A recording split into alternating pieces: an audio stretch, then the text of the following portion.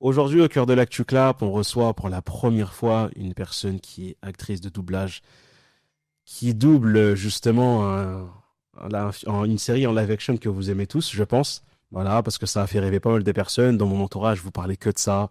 En plus, elle a un rôle quand même assez important, très important. Voilà. Donc aujourd'hui, je suis honoré parce que j'ai Nami, la voix française de Nami, qui se trouve avec moi dans ce magnifique studio. Voilà. Donc on reçoit en fait aujourd'hui une comédienne qui a aussi fait du théâtre. Voilà, elle a joué dans des web-séries, elle a fait aussi des publicités si je me trompe pas. Je me suis bien renseigné, t'as vu? Là, je me suis bien renseigné. Donc aujourd'hui, je vous demande de faire un tonnerre d'applaudissements pour la femme qu'on appelle Anne Levallois. Merci. Comment ça va, Anne? Merci de me recevoir ici, ça fait plaisir. Bah c'est normal, c'est depuis le temps. On s'était rencontrés il y a plusieurs mois, on a dit qu'on allait mettre ça en place et ça tombe pile poil au bon moment. On a tenu parole, on s'est dit, il y a la saison 2 qui arrive, donc voilà. Donc normalement, quand vous verrez cette interview, ce podcast, ça sera dans quelques jours la sortie, il y aura la sortie de la saison 2 de One Piece. Bienvenue dans l'Actu Clap, car c'est l'actu. Là, Jingle, let's go. We make it clap. We make it clap. Comment vas-tu, Anne? eh ben écoute, ça va très bien, merci. Et toi? Ouais, moi ça va. Très très content de te recevoir. Ça faisait un moment, voilà, on s'était rencontrés sur une avant-première, sur une projection du film Nin, voilà. C'est là-bas qu'on s'est rencontrés et je remercie une très bonne amie à toi qui s'appelle Chloé, qui directement, on lui a parlé de mon, tu sais, on lui a parlé de mon média, on lui a dit un peu ce qu'on faisait avec Serge. Elle a dit, mais c'est trop marrant que vous me dites ça et tout, parce que j'ai une amie à moi qui fait la voix de Nami. Et je me rappelle de la tête de Serge quand je lui ai dit que c'était la voix de Nami. Serge, il a dit pardon. Et je lui ai dit, alors là, bah, en plus, lui, c'est un gros fan de One Piece. Alors, si tu lui dis ça, c'est mort. Et du coup, elle a dit, si, j'ai une amie à moi qui est là. Elle fait la voix de Nami. Donc, du coup, on l'a dit, je suis obligé de la présenter. Il faut qu'on la rencontre. Je pense que tu as vu les étoiles de Serge, qu'il avait les étoiles dans les yeux, qu'il avait en te rencontrant. Et ben, voilà, vous avez pu en plus enregistrer un podcast, voilà, parce que c'est la famille, The Grizzly Show, à qui on fait une belle dédicace. Yes. Voilà, donc pour mettre les gens dans le contexte, c'est à ce moment-là qu'on s'est rencontré avec Anne. Et forcément, moi, j'avais besoin de mettre en lumière dans mon média, qui est un média 100% cinéma, le doublage, parce que je sais que les gens ne s'en rendent pas compte, en fait, de la magie du doublage. Des fois, il y a des voix qui nous suivent, en fait, pendant des années, on n'a pas de visage dessus, et quand on les rencontre, forcément, parce que soit ils ont des scènes cultes, ils ont des moments qui sont plus que pertinents, des interprétations incroyables, et du coup, en fait, voilà, vous faites le bonheur de pas mal de personnes. C'est pour ça que pour moi, c'est un honneur de te recevoir aujourd'hui. Ouais, bah, merci de me recevoir, c'est avec plaisir. Bon, bah, comme tu le sais, on va parler de ton parcours, on va parler de toi, savoir qui tu es, à quel moment la magie du théâtre, du cinéma est arrivée dans ta vie. Mais on va commencer par une petite question qui est très simple que je pose tout le temps. C'est Anne, quand elle était petite, c'était quel genre de personne? Comment elle était? Ah bah écoute, c'est à la fois quelqu'un de... J'étais à la fois ultra réservée, une enfant assez timide et assez introvertie, en tout cas surtout quand j'étais à l'extérieur avec les gens en dehors de mon cercle proche. Et dans mon cercle familial, à l'inverse, j'avais le côté justement déjà showgirl, où j'adorais faire des petites scènes assez expansives, assez joyeuses et tout ça. Donc j'avais ces deux facettes-là et qui m'ont un peu jamais quittée, mais bon, ça s'équilibre avec le temps. Et t'as toujours, du coup, été introvertie depuis très petite. Ça, c'était à peu près à quel âge? J'étais ultra timide depuis toute petite. Tu vois, passer un coup de téléphone pour prendre un rendez-vous chez le coiffeur, ça m'angoissait. Ah ouais, carrément. Ah ouais, non, mais de ouf. Je détestais ça, tu vois. Aller vers les gens que je connais pas, pour moi, c'est parfois encore un peu difficile, en fait. J'ai du mal à aller comme ça. Même si les gens, quand je leur dis je suis timide, ils me croient pas. Ils font non, c'est pas possible, n'importe quoi. Quand les gens qui me connaissent, en fait, ils me croient pas. Oui, parce que forcément, t'es à l'aise avec ces Ouais. personnes-là qui Ouais, font partie de ton cercle. je peux être à l'aise en communauté, enfin avec du monde, mais quand c'est un peu restreint, quand il suffit de s'adresser à une ou deux personnes, tu vois, parfois je suis un peu ah. Ça revient ma timidité. Jusqu'à maintenant. Ouais, encore maintenant, ouais, franchement, ouais. Non. Ouais, pardon, excuse-moi. Non, t'inquiète, je disais juste, j'ai parfois du mal à aller vers les gens parce que voilà, je suis timide. Non, mais en fait, ce qui est drôle, c'est que beaucoup de gens, en fait, l'ont remarqué maintenant avec le temps, c'est que des fois, il y a des comédiens qui, sur scène, tu vas les voir, et ils te font des prestations, tu te dis, mais le mec, il peut pas être timide dans la vie de tous les jours. Et par contre, quand tu leur parles dans la vie de tous les jours, ils sont très, très réservés. Ah bah carrément, ouais. Mais comment t'as fait, toi, du coup, pour affronter ça? Parce que forcément, là, aujourd'hui, t'es comédienne, t'es passé par le théâtre, je sais que t'es passé par une école, on en reviendra après, mais comment, toi, t'as passé ce cap de se dire, attends, bon, ok, je sais que j'aime interpréter, j'aime, entre guillemets, voilà, me mettre dans enfin, me mettre dans la peau d'un personnage. Comment t'as fait toi pour passer ce cap? Parce que c'est quand une personne timide, c'est pas quelque chose de simple. Ouais, non, c'est compliqué. En fait, j'ai fait des cours de théâtre depuis que je suis petite parce que depuis toujours, je sais que je veux faire ce métier. Je sais pas pourquoi, mais c'est depuis vraiment, je suis gamine, je dis que je veux faire ça et j'ai jamais eu envie de faire autre chose. Et donc, j'ai fait des cours de théâtre, ça m'a aidé un peu à me sortir un peu de cette timidité. Mais après, c'est aussi différent quand on est sur scène et quand on est dans la vie. Et quand on est sur scène, c'est pas nous, c'est un personnage qu'on interprète ou quand on fait du doublage, on prête notre voix à un autre personnage et ça nous permet de sortir de nous-mêmes. Donc, c'est deux choses assez différentes en fait. Et parfois, on me dit, mais pourquoi tu prends pas un personnage dans la... pour être... tu sais, parce que parfois, je sais que je manque de culot, par exemple, pour aller vers les gens, pour dire «Ah, salut pour rencontrer des nouvelles personnes dans mon domaine professionnel. Et ça, c'est un peu compliqué pour moi et ça peut me jouer des tours. C'est que, ouais, c'est pas évident pour moi de savoir me vendre et d'aller vers les gens. Et il me dit, mais justement, interprète quelqu'un, fais comme si c'était un de tes personnages qui avait du culot et t'y vas. C'était si facile.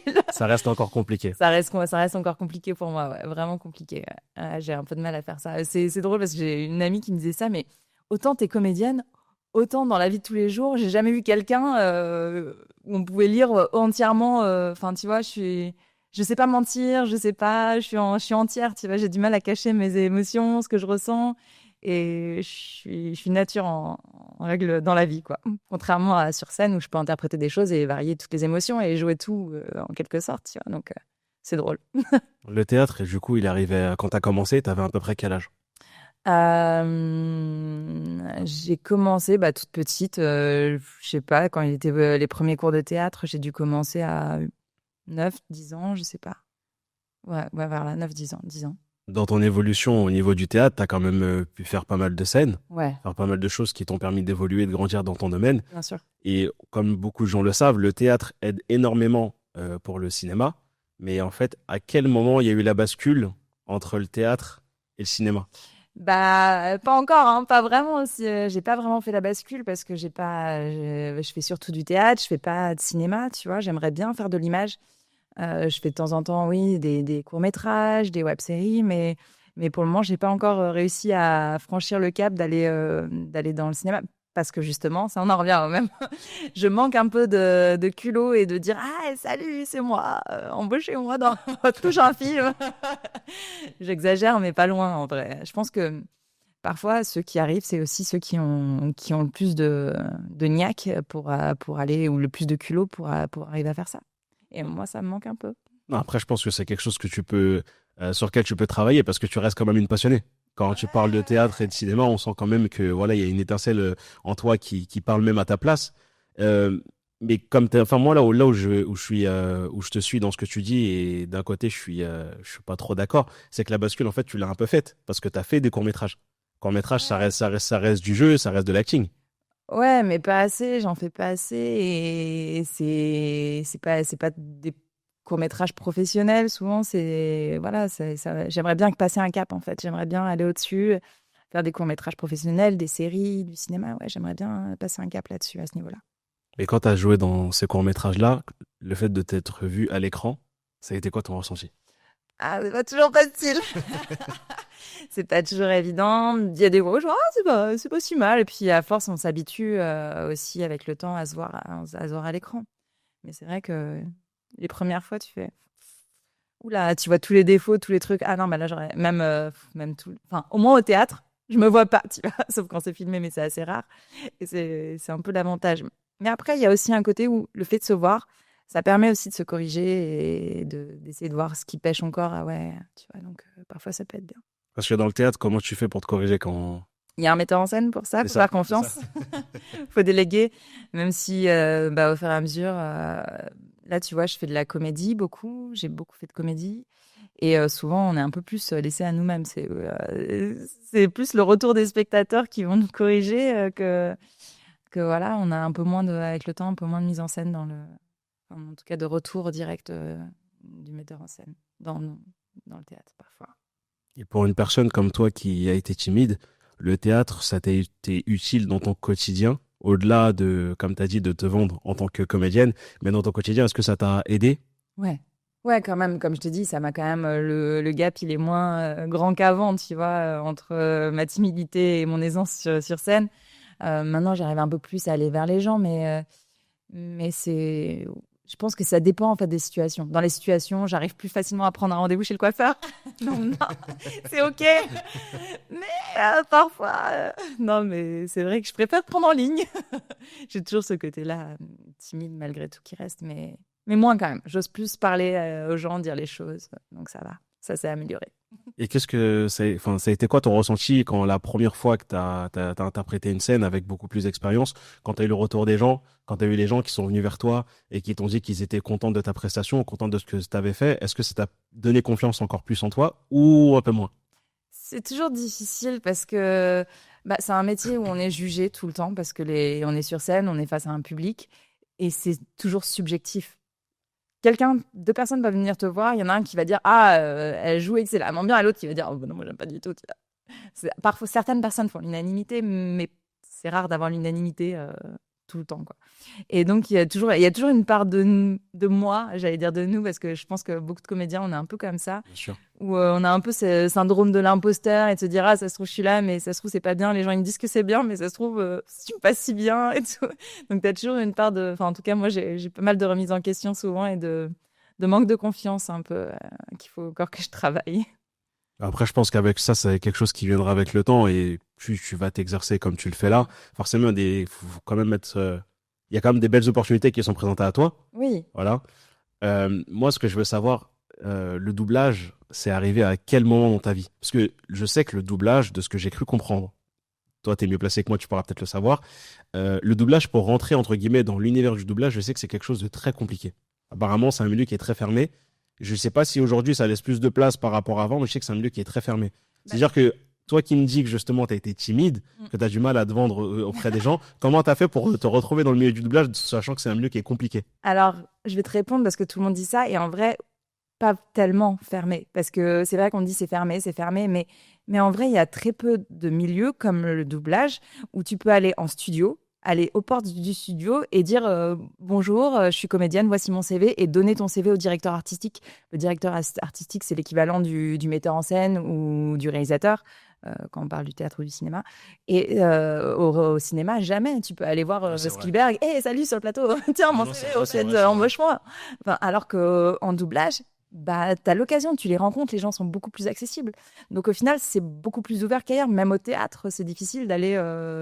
Déjà, on ne sait même pas quand il y a des répétitions ou même des C'est films, vrai. tu vois, en représentation, le metteur en scène n'est pas tout le temps là. Donc pour le rencontrer, c'est pas si simple.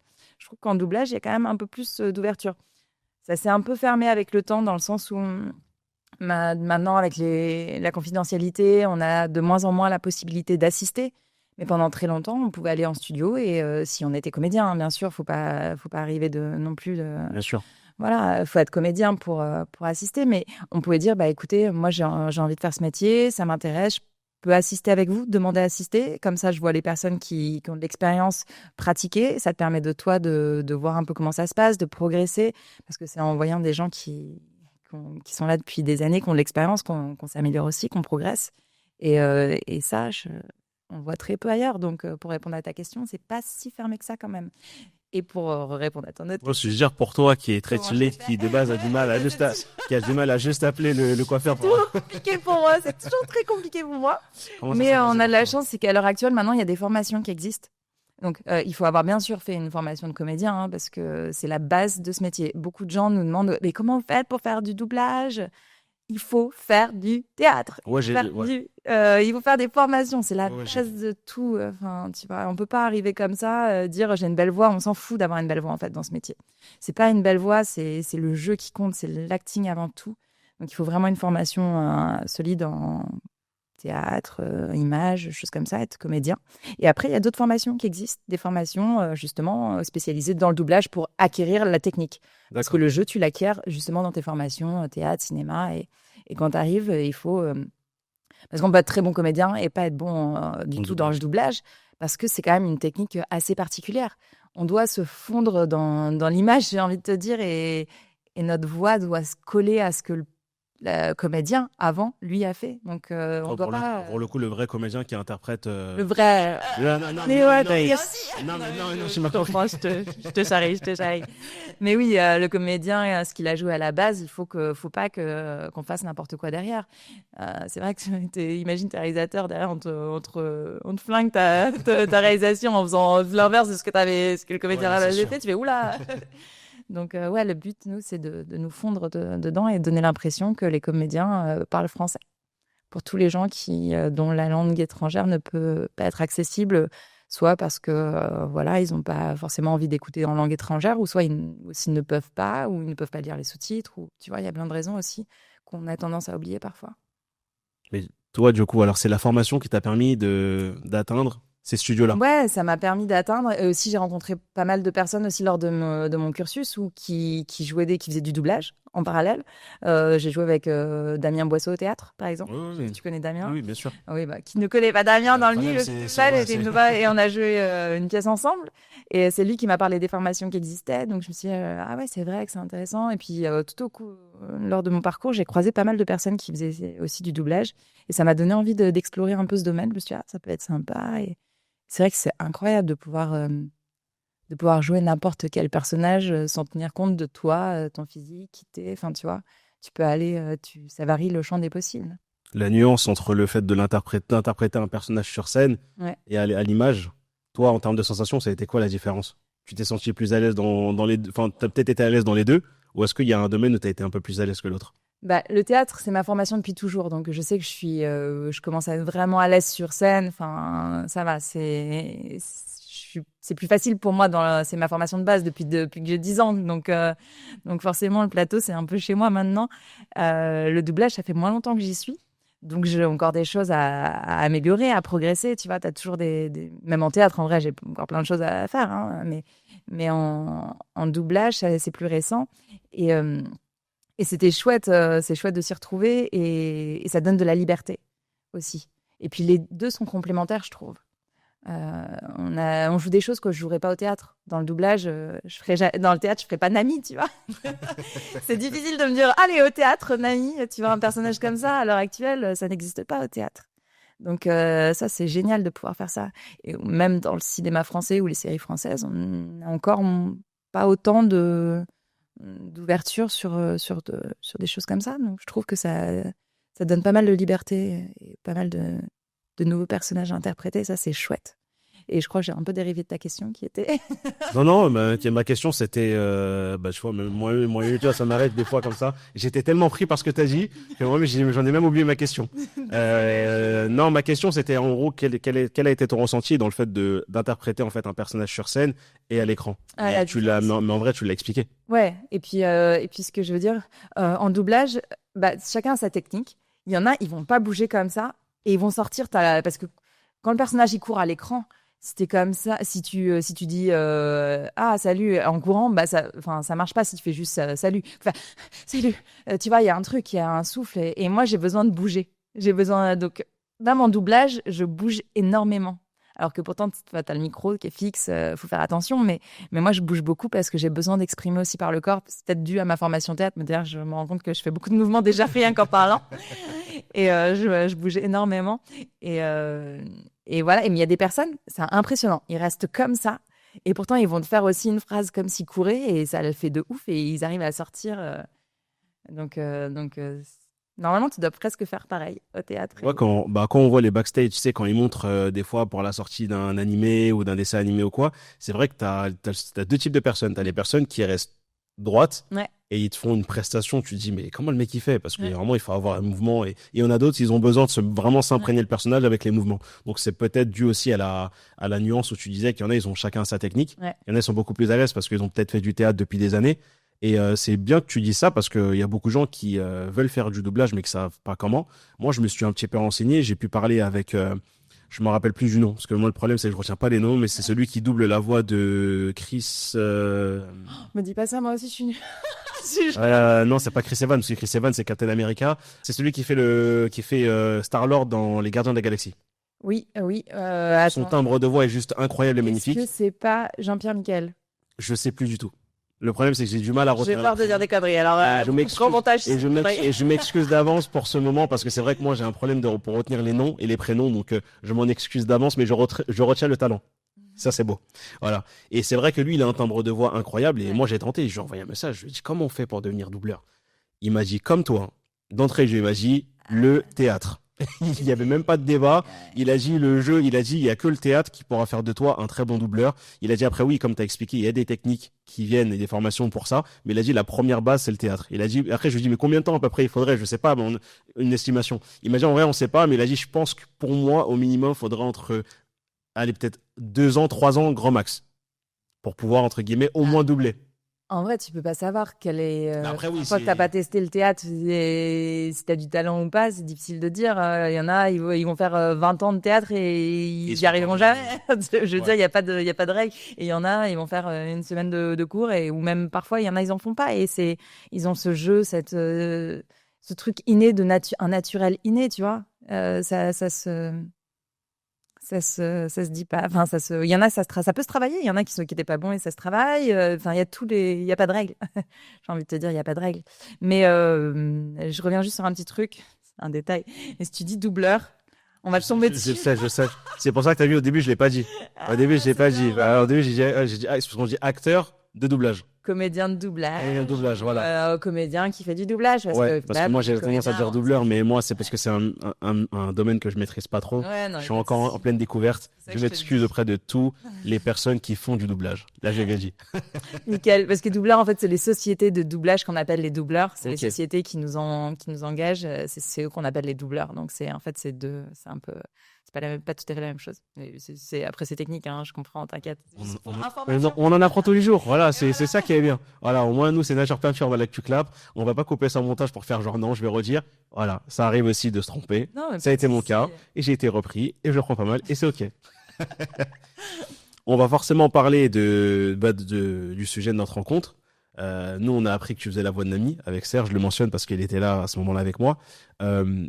Forcément, je pense que ça a dû te faire quelque chose de recevoir cette nouvelle. Je sais pas comment ça s'est passé. Est-ce que tu as fait un casting? Est-ce qu'on t'a choisi pour pouvoir interpréter Nami? Parce que Nami est un personnage qui est quand même très important dans l'univers de One Piece. Ouais. Et One Piece est un manga.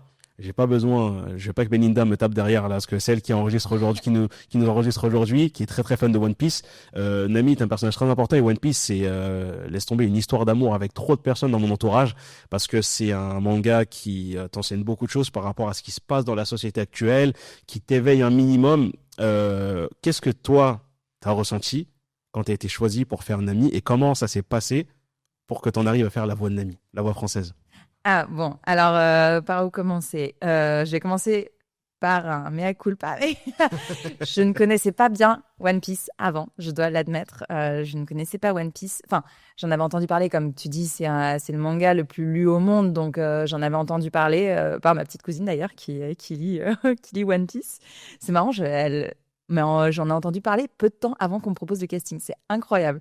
Et elle était en train de lire. Je connais pas. Elle nous avait carrément fait la musique au piano. Elle connaissait la musique. Ah ouais. Ouais. Je fais, ah ouais, ok, génial. Et je te jure que peu de temps après, on me dit, bah écoute Anne, je vais te proposer des essais parce que donc j'ai bien passé un casting.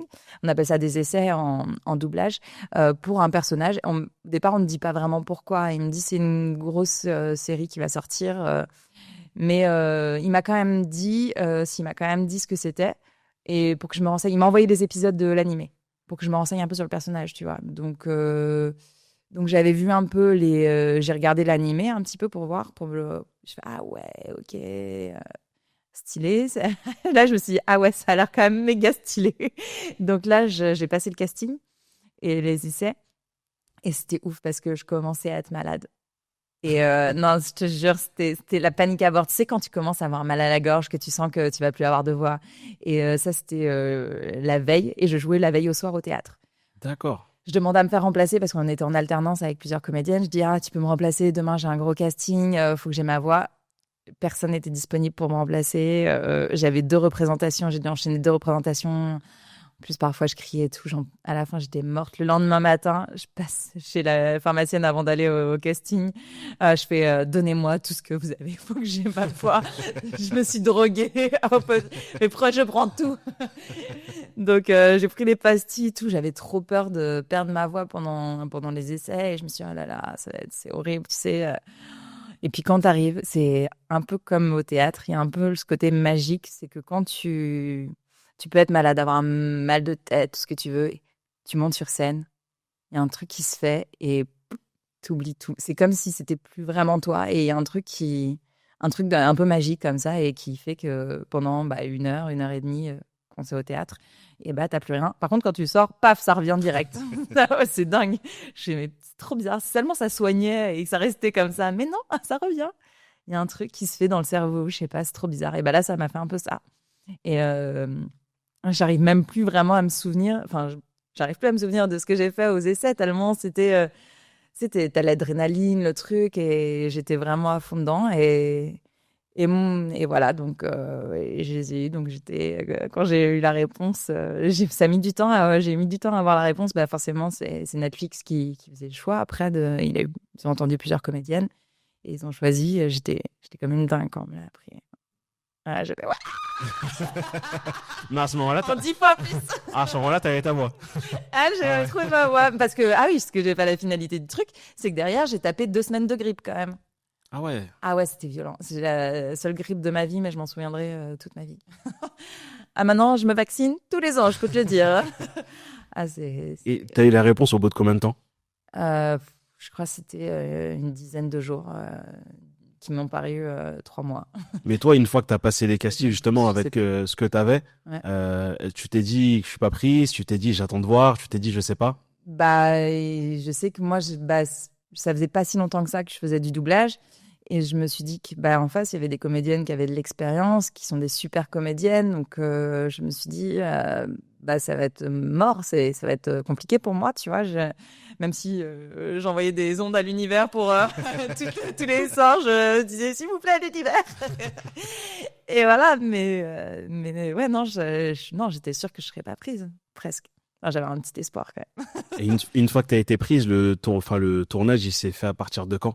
En plus, c'est ça, une fois que t'es prise, je me suis dit, ça se trouve, ils vont changer d'avis, ils vont se rendre compte, tu vois, que non, finalement, ils préféraient prendre quelqu'un d'autre. Donc, j'étais en panique, ça. Parce que c'est vrai que c'est quelque chose qui arrive souvent, ça. Ah ouais. Pour la dernière minute, ils disent, ah non, finalement, c'est pas toi, c'est quelqu'un d'autre. Bah ouais. Ouais, ça arrive complètement. Et même parfois, tu peux enregistrer des trucs et qu'on me dise au final, non, finalement. Ah ouais, ça serait horrible, ça. Ah ouais, non, mais j'ai une copine à qui c'est arrivé, donc c'est. Parce que maintenant, malheureusement, c'est le marketing souvent qui prime. Donc, le marketing veulent des influenceurs, ce qu'on appelle des star talent dans le milieu. Donc, des gens parfois qui sont même pas comédiens. Encore, Oui. Les gens sont comédiens, c'est OK. Donc voilà, si t'es comédien, il n'y a pas de souci.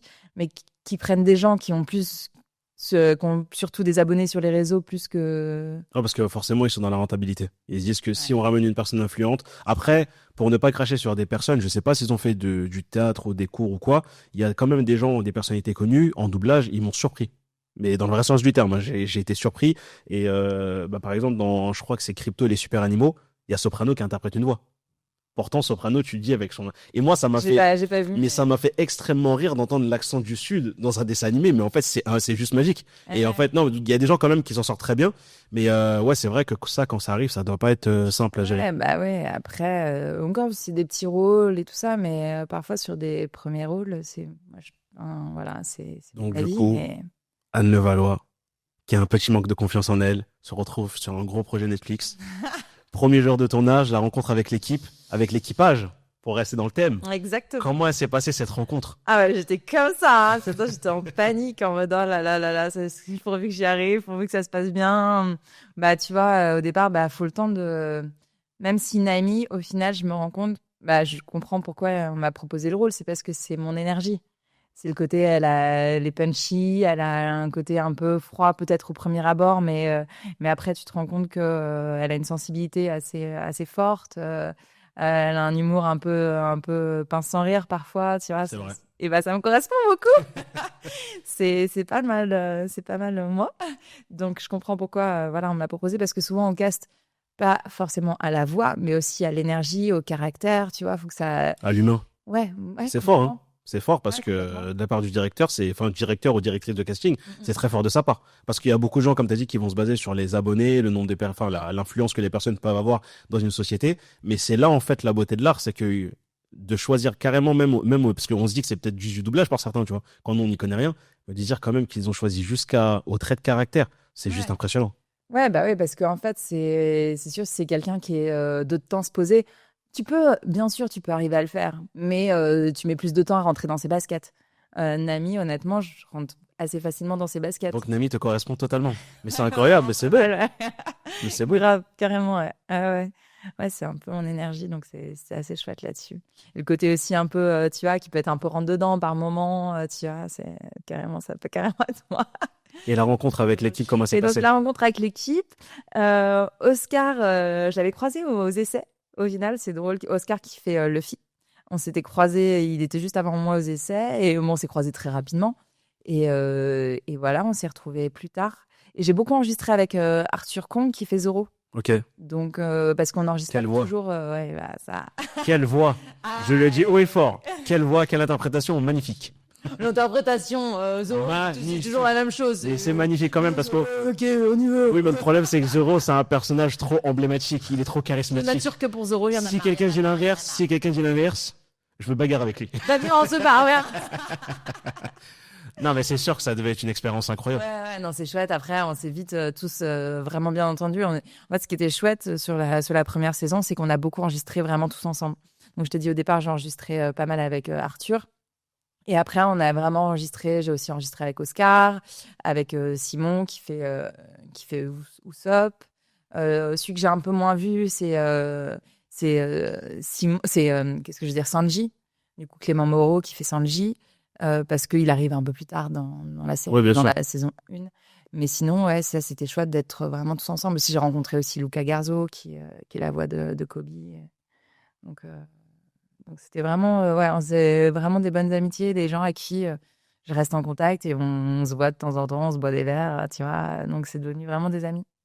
Et une fois que la saison elle est sortie, que tout le monde en a parlé, parce que nous forcément, personne qui regarde un minimum Longa, même si moi je l'ai découvert très tard, on avait beaucoup d'appréhension par rapport à l'adaptation live action. Ah oui. Et toi, en fait, quand c'est sorti à l'écran, que les gens, c'était disponible sur Netflix, ça a été quoi ton ressenti? Est-ce que tu as eu des retours?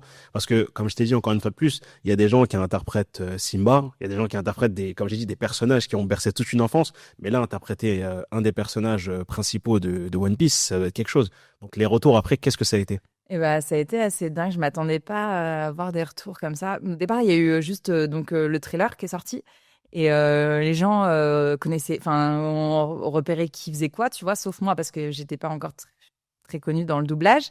Et, euh, et, euh, et la voix, je crois qu'au départ, ça les a surpris parce que la voix était plus grave que la voix qu'on peut avoir dans l'animé, parce que dans les mangas, souvent. Oui, après, c'est normal. Et voilà, mais c'est du live, donc c'est différent. Et au final, au départ, je me suis dit, oula, ça se trouve, ils m'ont pas aimé sur le trailer. Et j'en étais un peu, ah, qu'est-ce que c'est, tu vois. Et après, en fait, dans la série, il y a eu des retours assez dithyrambiques. Il y a plus de 90% des plus gens en France qui ont regardé en version française. Je crois que c'est vraiment assez énorme, on se rend pas compte. Et j'ai eu ouais, beaucoup de super retours, enfin, des messages sur les réseaux pour me féliciter. Enfin, tu vois, ça fait plaisir. Des gens qui voulaient des dédicaces vocales, tu vois. Donc, ah ouais!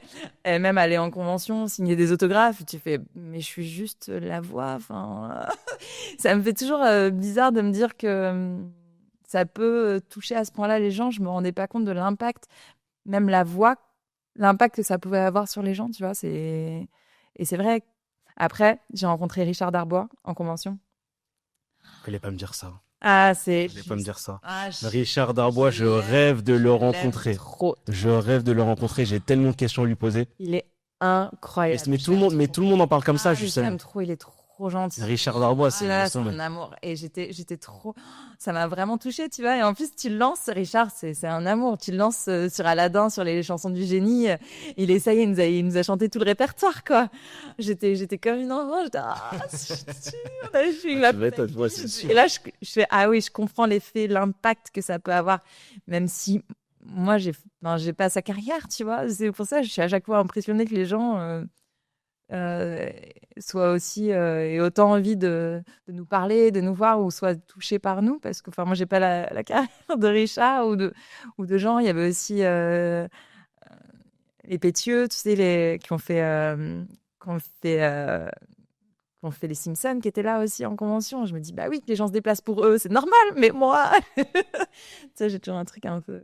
Après, je pense, c'est parce que il y a une scène qui était quand même importante et moi, c'est vrai que j'avais peur. Comme j'ai dit, dans pas mal d'air, en fait, j'avais peur que des scènes soient pas respectées et l'interprétation que tu as eue quand justement Nami demande de l'aide à Luffy par rapport à l'ère Arlong, là. Ouais. Mais tu sais que moi, j'ai eu peur. Hein. Quand j'arrive à ce moment-là, je me suis dit, j'espère qu'elle va pas souper. Et honnêtement, l'interprétation, elle a été magnifiquement bien faite, en vrai. Et je pense que, comme je t'ai dit, moi, en fait, vu que j'ai commencé très tard l'animé, donc je suis encore vraiment quasiment dans les débuts, Ouais. c'est des scènes qui m'ont mis les larmes, en fait, parce que moi, en fait, je pensais pas que le manga allait me toucher à ce point-là. Et en fait, le fait que tu l'aies bien interprété, j'ai été en mode, ah ouais, quand même, c'est vrai que c'est pas. Et je pense que c'est surtout cette scène-là hein, que les gens ils ont dû garder de toi. Mais même toi, justement, qui te reconnais ou qui te connecte au personnage de Nami, quand tu as fait cette scène-là, est-ce que c'était simple ou l'interprétation était très compliquée dans le sens où ça t'a peut-être fait remonter des choses ou vivre des choses? C'est à la fois simple et compliqué. Comment te dire que, bah, comme je te dis, en fait, quand tu fais du doublage, tu joues. Donc, tu te mets dans l'émotion. Je me suis mis dans l'état dans lequel elle était, tu vois. Après, en tant que comédien, tu as chacun tes tips, entre guillemets, pour arriver à cet état. Il y en a qui se projettent dans des situations qui pourraient exister ou d'autres qui se rappellent des souvenirs tristes. Tu vois, il y a plein de manières d'y arriver aussi. Moi, il y avait plusieurs choses. Voilà, c'est personnel aussi, mais tu as aussi le côté où c'était la fin de la saison. C'était mon premier gros rôle et que je savais que, tu vois, on allait tous se quitter et j'étais aussi ultra triste de ça. Donc, je me suis aussi servi de ça. Je me suis mis dans l'état. Je peux connecter assez facilement à mes émotions. Je suis quelqu'un de sensible. Et aussi parce que c'était bien interprété à la base, c'est plus facile de voir, tu vois, ça te touche, tu vois. Quand j'ai vu, tu vois, je sais pas si tout le monde sait comment ça se passe en doublage sur un plateau. On voit la scène en version originale, pas vraiment sous-titrée, vu qu'en fait, on a une bande blanche en Bien bas, sûr. qui est une bande, ce qu'on appelle la bande rythmo, avec un petit trait rouge qui fait que, en fait, nous, on doit lire au moment où ça passe, où le texte passe, c'est écrit manuscrit, de manière manuscrite sur la bande rythmo, et on doit lire au moment où ça passe au rouge. Mais donc, on voit la scène en VO, une fois, deux fois minimum. Et là, quand c'est des scènes un peu chargées, on peut l'avoir trois fois, tu vois, histoire vraiment de s'imprégner vraiment du moment. Donc moi, je me suis vraiment imprégnée au maximum de ce elle donnait, et pour me mettre dans cet état aussi, et puis utiliser aussi moi mes petites techniques personnelles oui, et mes sensations du moment. Oui, bah, merci à toi pour ça parce que c'était magnifique et toutes les personnes qui ont doublé, comme j'ai dit, moi j'ai rien à dire parce que il y a beaucoup de gens qui vont te dire c'est mieux de le regarder, on va dire dans la langue originelle ou originale, je sais pas comment on peut dire Ouais, ça, bah, mais moi je resterai un défenseur du doublage pardon français. Moi j'aime trop le doublage français et vraiment je le pense sincèrement. Je te jure que des fois j'ai des débats, laisse tomber avec des gens et moi je défends le doublage français parce que pour moi on a des voix qui sont reconnues et connues à l'international. Il y a même des scènes qui ont été mieux interprétées en français que dans la langue de base. Donc c'est pour vous dire. Donc non non et puis même de base le doublage aussi même sur One Piece en français il est très très bien. Après oui je comprends si tu veux rester dans l'énergie Japon blabla tu préfères le regarder en VO. ouais, mais là, c'est pas le japonais, le VO, c'est Ouais, américain. non, Donc, là je parlais vraiment de je parlais vraiment de l'animé, tu vois. Donc ouais ouais, c'est pour ça parce que je sais même pas si si il est en japonais parce que j'ai testé, j'ai fait le test. Non, j'ai fait le test. Je crois que si je me trompe pas pour les voix japonaises, ils ont gardé les mêmes que le manga, je crois. Ouais, tout à fait. Ouais, donc c'est pas que ça a pas de charme, mais vu qu'en fait on passe à quelque chose de nouveau, c'est bien quand il y a quand même de nouvelles choses. Là, ça matche pas forcément avec les persos, mais bon, après ça, c'est la vie de chacun. Mais... Non, ben, franchement, en tout cas, merci à toute l'équipe parce que c'était juste magnifique. Et à la fin de la saison 1, quand ça s'est fini, parce que je sais que des fois, ça arrive que, par exemple, tu vas tourner sur toute une première saison et qu'ils changent des fois de voix pour la saison 2. Toi, tu savais que tu allais poursuivre l'aventure avec eux ou pas du tout? Bah non, t'es jamais à l'abri. Enfin, ils t'ont même pas dit verbalement ou quoi que ce soit que normalement c'est bon quoi qu'il arrive ou. Non, bah Ouais, ils savent pas. Déjà, on savait pas s'il y aurait une saison 2. Ils attendaient, je pense, les retours des fans et vu les retours dithyrambiques, je pense que voilà, forcément, il y a une saison 2. Après, vu les retours aussi que nous on a eu sur la version française, on n'aurait pas compris que ça change. Mais en vrai, on n'est pas à l'abri, tu sais. Enfin, justement, on parle de Star Talent, de choses comme ça. Après, je crois que voilà, Netflix là-dessus sont assez réglo et mon côté vraiment, ils ont aimé notre travail. On a eu très bon contact avec eux, tout s'est bien passé. Il n'y avait pas vraiment de raison que ça change. Mais voilà, on est des comédiens, on est remplaçables, malheureusement. Et quand t'as appris que tu partais sur la saison 2, c'était le même cri ou pas? J'étais contente, j'étais rassurée quand même de pouvoir continuer de suivre les aventures et c'est tellement un super programme, une super série que ouais, je suis vraiment contente à chaque fois de la retrouver. Puis il y a quelque chose un peu quand tu retrouves les personnages que tu as doublés, tu sais, c'est familier, tu vois. Il y a un côté, ça fait plaisir de les revoir à l'écran et de les retrouver. Du coup, le tournage de la saison 2 s'est bien passé. Ouais. Est-ce que la saison 2 sera mieux que la saison 1? Est-ce qu'on aura des surprises? Il y aura des Sans trop spoiler. Ouais, là, non. Comment, si tu devais la définir en quelques mots? Forcément, c'est moins bien vu que je suis moins présent. Je rigole. Non, franchement, j'ai pas tout vu parce que moi, je vois. Qu'est-ce que tu tournes? Ouais, là, on a un peu plus tourné en track, donc un peu moins tous ensemble. En track, c'est un par un. Donc je vois un peu moins, j'ai un peu moins vu les scènes des autres. Donc j'ai hâte aussi de découvrir, mais déjà de ce que j'ai vu, il y a vraiment des chouettes passages. Là, vu qu'ils se connaissent déjà, tu vois, ça rentre plus vite dans le vif du sujet. Ok. Du sujet, pardon. Non.